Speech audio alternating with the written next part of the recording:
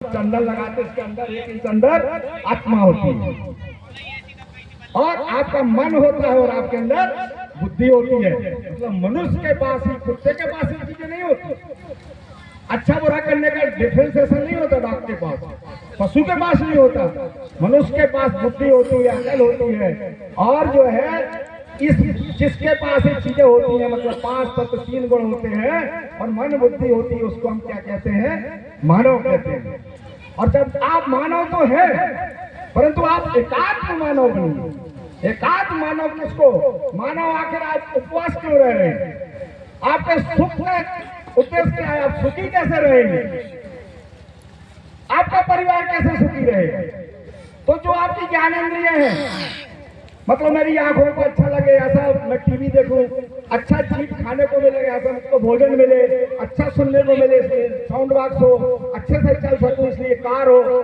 तो जो इंद्रियों के सुख के लिए जो आप साधन जुटा रहे हैं, क्या क्या ये जीवन का, यही आपका जीवन का सुख है? नहीं, ये भौतिक सुख कहलाता है। और यदि आपको आत्मिक सुख प्राप्त करना है तो आप अपने परिवार का भला करिए। मतलब आप जो है शिक्षित बनिए, सुशिक्षित बनिए, संस्कारवान बनिए और आप जो है अच्छी शिक्षा ग्रहण करिए और हर हाथ को काम मिले, हमारे परिवार की आर्थिक स्थिति ठीक हो। ऐसे खेती किसानी के साथ दूसरे उपक्रम भी करिए तो आप आर्थिक रूप से मजबूत बनेंगे। तो आपको इंद्रिय सुख करने के लिए आपका भवन भी बनेगा, आवास भी बनेगा, स्वास्थ्य भी ठीक रहेगा और जो है आपकी सामाजिक स्थिति जो अभी आप बता रहे थे, आपकी जब कुंडली जागृत होगी, जब आपको पता चलेगा कि नशा करना नशा नाश की जड़ है, जब आप संकल्प लेंगे कि भाई मैं मांसाहार नहीं करूंगा, मैं नशा नहीं करूंगा, मैं बारात में जो है बिना दारू पिए मैं नाचूंगा, मैं अपना जो है पत्नी का ध्यान रखूंगा, मैं अपने बच्चों को ध्यान रखूंगा, क्योंकि लोग बारात में नाचते हैं बिना दारू पिए, उनके पैर नहीं उठते, नाचते ही नहीं। तो जब आप जो नशा मुक्त बनेंगे खुद और जब आपका आर्थिक विकास होगा, क्योंकि आप जो कमा रहे हैं लाखों रुपए साल में और उसका 30% पैसे आप जो है आप नशा में खर्च कर रहे हैं और आप क्या बोल रहे हो?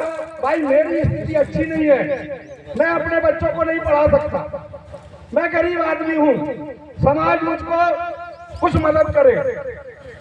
मगर वो गरीब आदमी जो 200 रुपए कमा रहा है वो जो है 100 रुपए की दारू भी पी रहा है। गलत बोल रहा हूँ कि मैं? हाँ या ना बोलिए आप लोग। सही है, सही बात है कि नहीं? तो आप अपना जो है जो धन कमा रहे हो, और शंकर भगवान के अभी वैशाख के महीने हम लोग घड़ा भरते हैं और नीचे रुई लगाते हैं, धीरे धीरे पानी गिराते हैं, रोज घड़ा भरते हैं। ऐसे ही आप लोग जो कमा रहे हो जीवन में और उस पैसे को काहे न कमा रहे हो? क्या आपकी पत्नी बोलती है, क्या आपकी बेटी बोलती है, कि आपकी बुआ बोलती है, कि आपकी मामी बोलती है कि तुम मेरे घर में दारू पी के नहीं आओगे तो मैं तुमको घुसने नहीं दूंगी?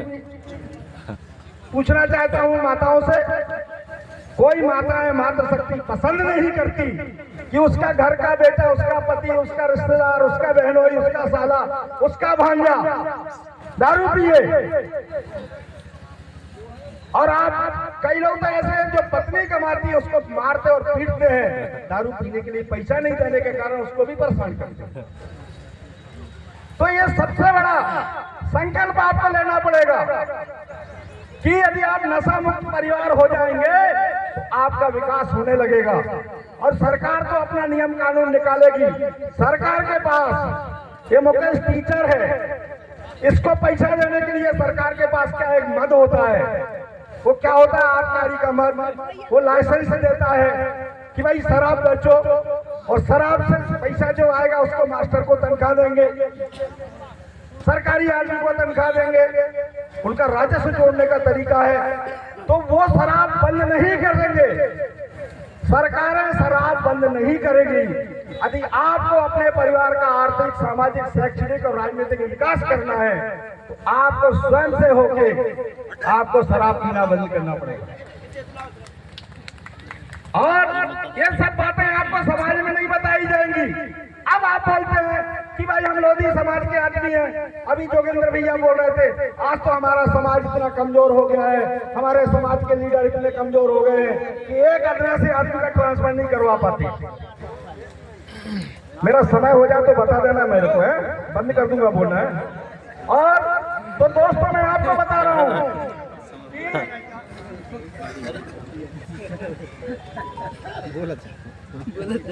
मैं पहले सहायक मत्स्य अधिकारी था मछली पालन विभाग में। पढ़ते पढ़ते मैंने लॉ किया, LLB किया, अब मैं वकील बन गया हूँ। रोज कोर्ट कचहरी के केस आते हैं। तो मैं आपको बता रहा हूँ कि भारतीय संविधान को आपको समझना होगा। आप लोग जो है बाबा साहब अम्बेडकर का नाम सुने, संविधान के रचयिता हैं, परंतु हमारे नरसिंहपुर के हरिविष्णु कामत जी भी जो है संसद सदस्य हुआ करते थे और वो यहाँ के डिप्टी कलेक्टर हुआ करते थे, वो भी उन 307 लोगों में एक मेंबर थे। तो मैं आपको बता देना चाहता हूं कि आप संविधान को समझिए। संविधान बोलता है कि भारत के हर एक नागरिक को आर्थिक, सामाजिक और राजनीतिक न्याय मिलना चाहिए। इसलिए उसने आपको एक वोट गणतंत्र बनाया है। भारत एक गणतंत्र है। गणतंत्र का मतलब होता है 1 पर्सन 1 वोट। एक व्यक्ति का एक वोट होता है, चाहे वो अमीर हो, चाहे गरीब हो, चाहे कुछ भी हो, चाहे अंधरा हो, चाहे लूला हो, चाहे लंगड़ा हो, चाहे आपका ट्रांसजेंडर हो। 1 पर्सन 1 वोट। और जब चुनाव आता है तो आपका समाज संगठित नहीं है, आपका समाज का कोई लीडर नहीं है। आप बोलते हैं हम सिवनी में 1.5 लाख लोग हैं और आप ये सभा भरने के लिए जो है अभी आप 1,500 आदमी उपस्थित नहीं हो रहे। तो मतलब इसका रूप मतलब है कि आप जो है राजनीतिक रूप से पिछड़े हुए हैं। आप त्रिस्तरीय पंचायत राज व्यवस्था में पंच में, सरपंच में, जिला पंचायत में, जनपद में आप अपने प्रतिनिधि को नहीं भेज पा रहे और भेजते हो लोधी बाहुल्य जो है जहां लोग ज्यादा रहते हैं, आपस में 3-4 लोग खड़े हो जाते हो, किसी दूसरी जात का आदमी वहां पर प्रतिनिधि बन जाता है। मैं सही बात बोल रहा हूँ ना भैया? क्यों अध्यक्ष जी? तो इस तरीके से हमारे समाज के लोग समझते ही नहीं है कि हमारे व्यक्ति को हमारा वोट यदि बिखर जाएगा तो हम उसको जो है प्रतिनिधि नहीं बना सकते। अभी हम लोगों ने प्रयास करके छिंदवाड़ा में एक विधायक खड़ा किया था, सर्वेक्षण किया था। ये गए थे हमारे भैया, क्या नाम है अपने, संजय जी, बहुत मेहनत किए। 48,700 लोग वहां पर थे। हमारा 1-2-3 आदमी और खड़े हो गए, 10-12 हजार वोट का हार गया, तो हमारा एक विधायक बनने से रह गया। इसका मतलब है कि हम राजनीति करना भी हमको नहीं आता। और अभी आप लोग जब परिवार सर्वेक्षण करिए, आपको राजनीतिक जो है पता चलेगा कि लोकतंत्र में कैसे बनाया जाता है। तो आप अपना वोट साड़ी में, पैसे में, शराब में, लालच में जिस दिन नहीं बेचोगे, नहीं तो कोई पाखंडी लोग आएंगे, आपको धर्म कथा सुनाएंगे और पूरा हमारा पिछड़ा वर्ग जो है अंधविश्वास, कर्मकांड और पाखंड का क्या है, सबसे बड़ा क्या है? सबसे बड़ा अंधविश्वास पाखंड में लिप्त है तो ST, SC और OBC वर्ग है। और वो इस चीज पर जो है आपका वोट इस तरीके से ऐसा आपका लालच चलता है कि आपके लोगों को प्रतिनिधित्व नहीं बनता। परिणाम ये होता है कि आप लोकसभा, राज्यसभा और जिले में आप अपनी बात नहीं भेज पाते, आप अपना प्रतिनिधि नहीं भेज पाते। इसलिए आप राजनीतिक रूप से पिछड़े रहोगे। और जिस दिन लोधी सारे लोग इकट्ठे हो जाए कि हम पूरे लोग इस झंडे के नीचे, लोधी समाज के झंडे के नीचे एक रहेंगे, एक साथ खड़े रहेंगे। हमारा लीडर इस जिले का जो अध्यक्ष बनेगा उसके पीछे हम लाइन लगाएंगे, हम नरेश बाबू के पीछे लाइन लगाएंगे, हम इसके पीछे लाइन लगाएंगे। जिस दिन लाइन लगाना सीख जाओगे तो दूसरे समाज के लोग तुम्हारे को महत्व देना चालू हो जाएगा। अभी आप दूसरे समाज के लोगों का जाके चरण वंदन करते हो और कोशिश करते हो कि उनके साथ फोटोग्राफी हो जाए। आप लोग तरस रहे हो कि बालाघाट से हमारा सांसद होना था, नरसिंहपुर से हमारा सांसद होना था, सिवनी से हमारा सांसद होना था, जबलपुर से हमारा सांसद होना था। हम 25% है मध्य प्रदेश में, अरे आप खड़े तो हो, किसी एक लीडर बना के खड़े तो हो। आपका राजनीतिक विकास भी नहीं हो रहा, आपका आर्थिक विकास भी नहीं हो रहा, आपका सामाजिक रूप से आप पिछड़े हुए हो, शिक्षा में भी आप पिछड़ गए।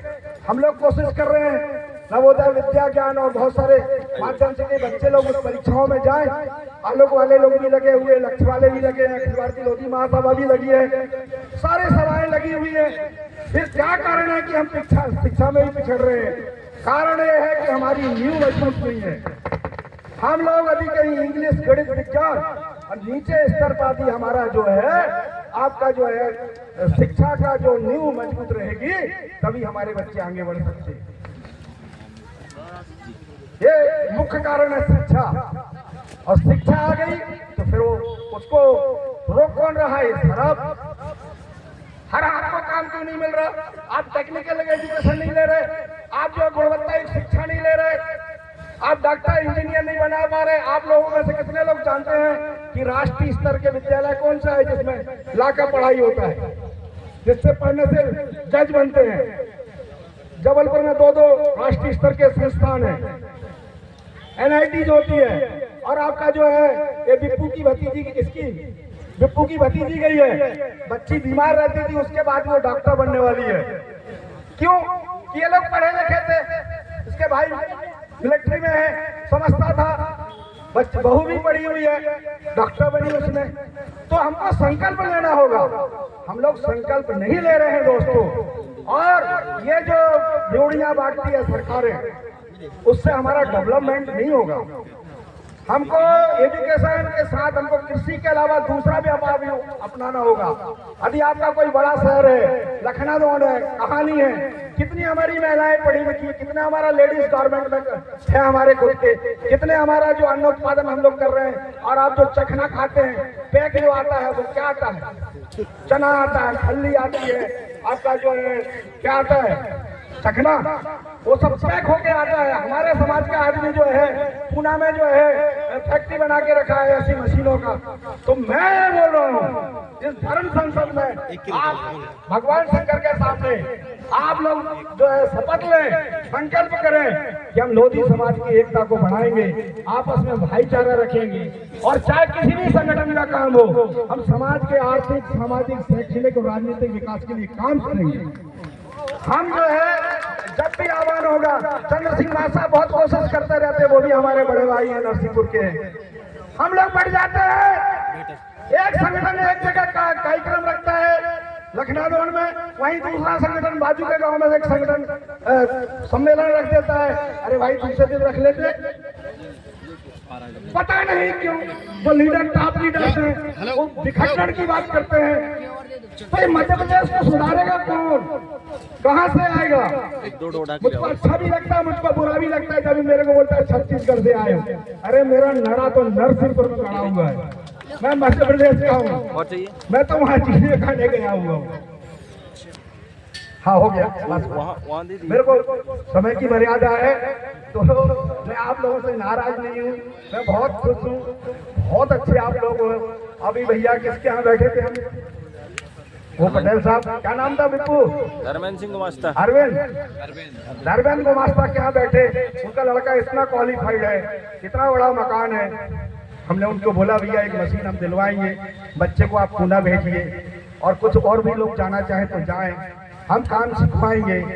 और हम जो है खेती किसानी के साथ अपने ही गांव घर में कुछ उद्योग करें, और हमारा उद्देश्य है, इस धर्म संसद का उद्देश्य है, लोधी समाज का उद्देश्य है। मैं लक्ष्य शिक्षा राहत कोष फाउंडेशन का राष्ट्रीय महामंत्री होने के नाते अभी मैंने मथुरा में सम्मेलन किया था, दमोह में मैंने 81 के बाद वकील साहब 81 के बाद आवासीय प्रशिक्षण 2 दिवसीय प्रशिक्षण रखा था मैंने दमोह में।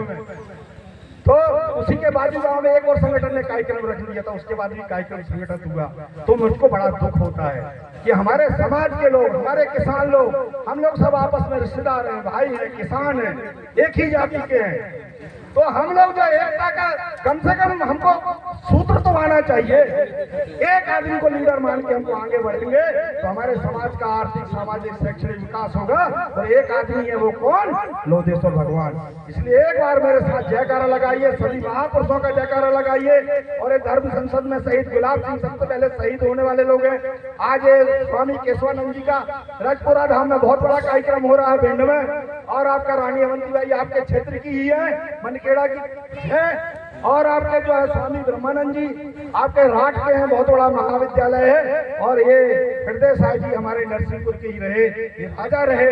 तो आपका योगदान देश के लिए आज से नहीं, शुरू से समाज को जो है स्वतंत्र कराने में, देश को स्वतंत्र कराने में हमारे समाज की सहभागिता है। और हम सब जो है एक हैं और एक झंडे के नीचे हम अपने संगठन को जो है मजबूत बनाएंगे। कि आज इस चीज का संकल्प लें और मेरे साथ एक बार सभी महापुरुषों का जयकारा लगाएंगे। मैं अपनी वाणी को विराम दूंगा। एक साथ बोलिए, स्वामी केशवानंद महाराज की जय, स्वामी ब्रह्मानंद जी अमर रहे, स्वामी ब्रह्मानंद जी अमर रहे, रानी अवंतीबाई अमर रहे, रानी अवंतीबाई अमर रहे। महिलाओं के हाथ नहीं उठ रहे भाई, सास को मारने के लिए तो दो हाथ उठेंगे। रानी अवंतीबाई अमर रहे, रानी अवंतीबाई अमर रहे, राजा हृदय साई अमर रहे, राजा हृदय साई अमर रहे, शहीद गुलाब सिंह अमर रहे, लोधेश्वर भगवान की जय, लोधेश्वर भगवान की जय, धर्म की जय, अधर्म का नाश हो, भारत में सद्भावना हो, विश्व में सद्भावना हो, भारत माता की जय हो, लोधे समाज की जय हो। धन्यवाद।